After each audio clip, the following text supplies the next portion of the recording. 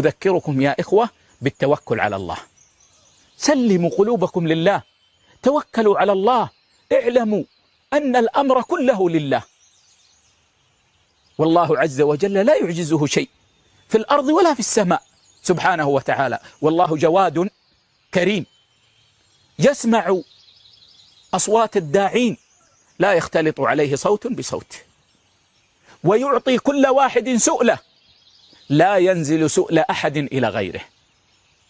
سبحان الله.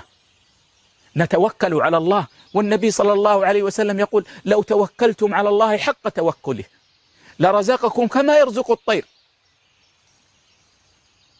تغدو خماصا وتعود بطانا. هذه الطيور الضعيفة تغدو وتصبح من الصباح جياعا.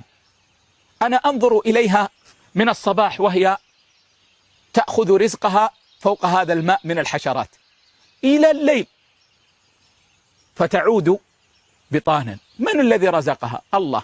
من الذي سيرها؟ الله. من الذي ألهمها؟ الله. فسبحان الله، لو توكلنا على الله حق التوكل لرزقنا كما يرزقها. فعلينا أيها الإخوة أن نخلص لله في الدعاء موحدين لله سبحانه وتعالى، وأن نبذل الأسباب.